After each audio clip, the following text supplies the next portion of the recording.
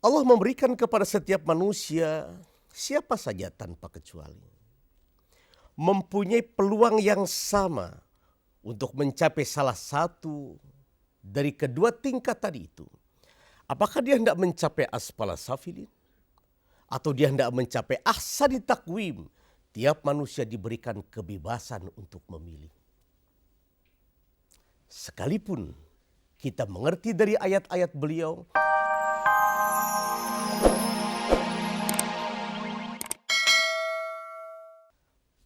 Assalamualaikum warahmatullahi wabarakatuh.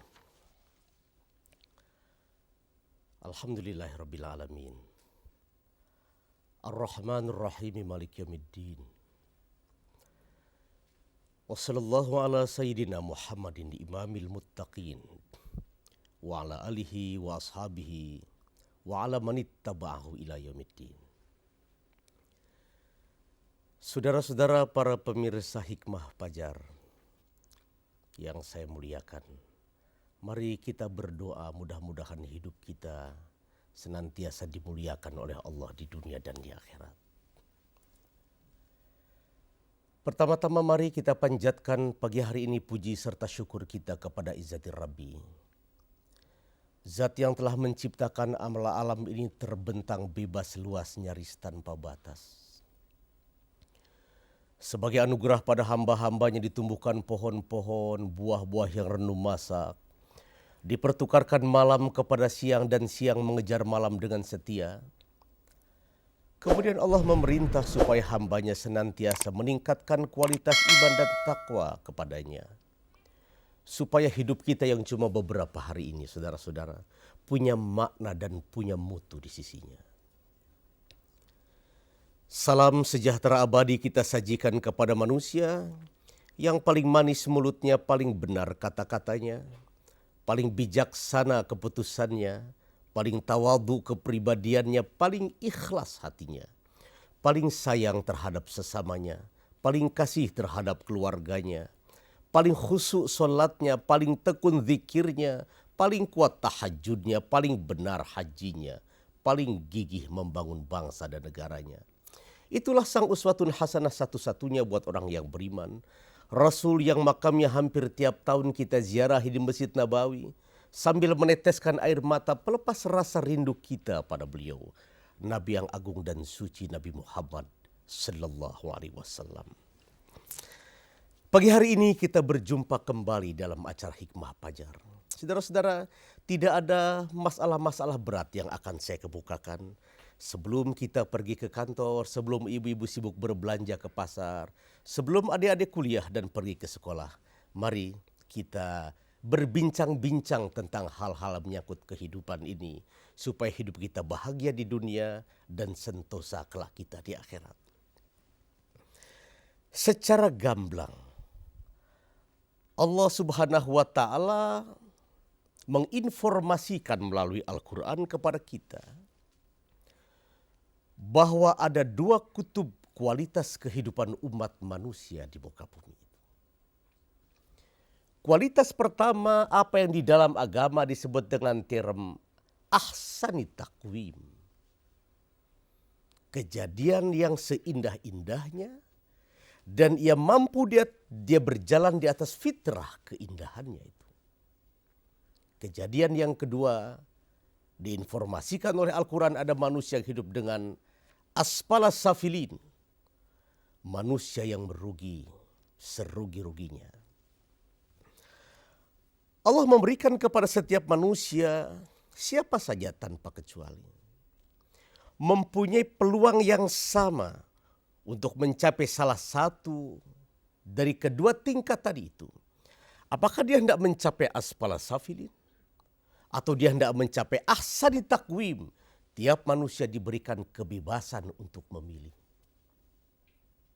Sekalipun kita mengerti dari ayat-ayat beliau, sesungguhnya Allah Subhanahu wa Ta'ala menghendaki agar makhluknya yang bernama manusia itu memilih jalan ahsani takwim, memilih jalan yang sesuai dengan kudratnya, sebaik-baik kejadiannya di alam jagat raya ini.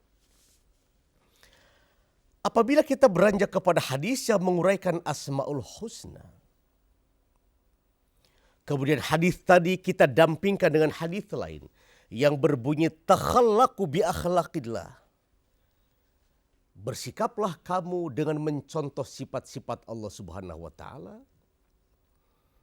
Maka kita dapat mengambil kesimpulan sementara bahwa sebenarnya tidak keliru kesimpulan para pakar yang mengatakan atau yang berpendapat sesungguhnya keberagamaan kita ini adalah mencontoh Tuhan di dalam sifat-sifatnya. Saudara-saudara, dari hasil itulah dicapai kualitas manusia pilihan yang didambakan dan diharapkan oleh ad-din, oleh agama itu. Para pemirsa, kita, setiap manusia diciptakan oleh Allah dari dua unsur.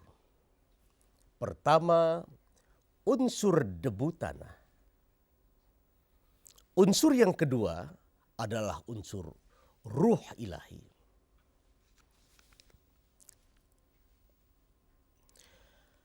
Apabila unsur daya debu tanah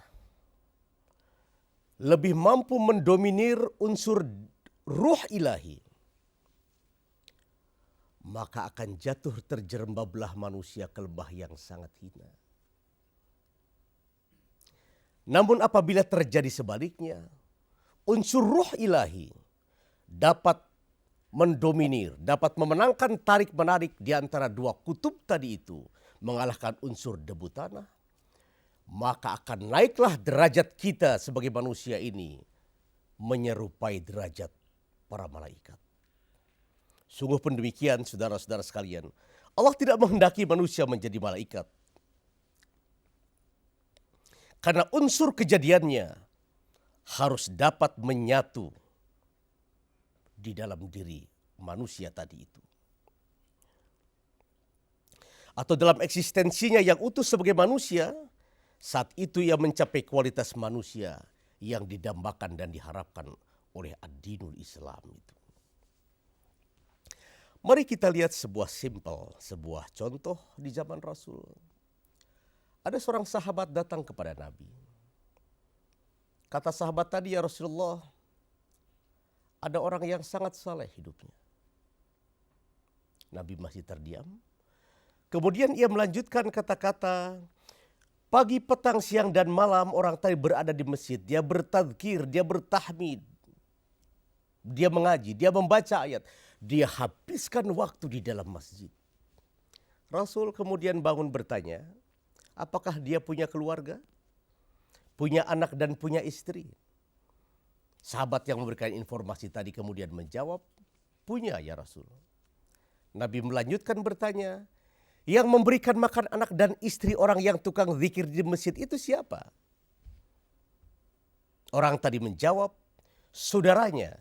Sebab saudaranya orang yang sukses sebagai businessman. Dialah yang pagi, petang, siang, dan malam mengirimkan harta untuk orang yang berzikir, bertahmid di dalam masjid. Saudara jangan terkejut. Kemudian Rasul waktu itu berkata secara pasti, saudaranya yang memberikan makan ahli zikir lebih berhak masuk surga dari orang yang menghabiskan waktu pagi, sore, siang, malam di dalam masjid itu.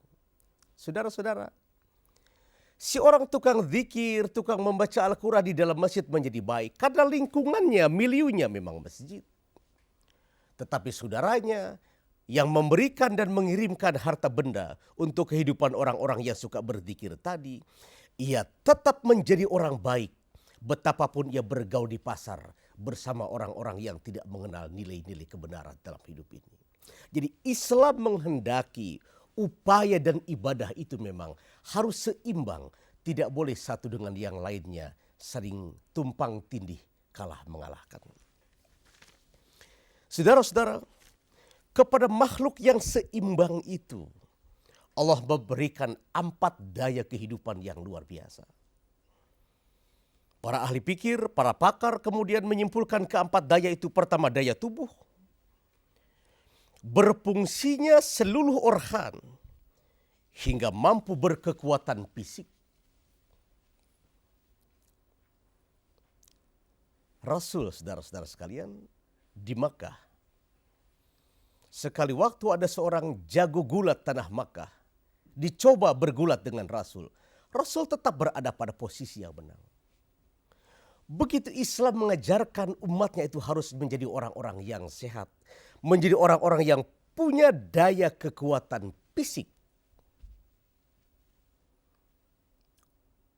Orang yang beriman dan sehat badannya lebih utama di sisi Allah Subhanahu wa taala dari orang yang beriman namun sakit-sakitan setiap saat. Hendaknya menjadi pelajaran buat kita semuanya itu. Yang kedua, bagi orang yang seimbang tadi, Allah akan memberikan kekuatan dan daya hidup. Memiliki kemampuan di dalam setiap menghadapi kesulitan dan tantangan kehidupan. Hidup ini, saudara-saudara, tidak hanya lurus saja. Berjalan di atas jalan yang lurus licin dengan bertaburkan bunga-bunga melati yang indah di atasnya. Tidak semacam itu. Kadang-kadang hidup ini mendaki. Kadang-kadang menurun. Kadang-kadang melereng, kadang-kadang berkelok-kelok. Mendaki, menurun, melereng, berkelok-kelok dalam hidup ini perkara biasa. Itu sebabnya Islam mengajarkan, kalau kita hidup sedang mendaki, jangan takabur. Saudara-saudara, di ujung pendakian itu pasti ada penurunan. Tidak ada hidup mendaki selamanya tanpa batas, tidak ada itu. Tetapi Islam juga mengajarkan, kalau kita hidup tengah menurun, jangan putus asa. Di ujung penurunan itu pasti akan ada jalan datar dan pendakian. Saudara-saudara, orang yang mengenal agama dan mengamalkan agamanya, dia bukan orang-orang frustrasi dalam menghadapi segala kehidupan. Frustrasi kesulitan, frustrasi kesenangan. Saya melihat orang apabila sedang menghadapi kesulitan, rata-rata lulus menghadapi ujian-ujian. Dia sedang menghadapi kesulitan, dia salat, dia ibadah, dia berzikir, bahkan salat malam. Maaf saudara, tapi hampir setiap manusia gagal menghadapi ujian Allah berupa kesenangan dalam hidup ini.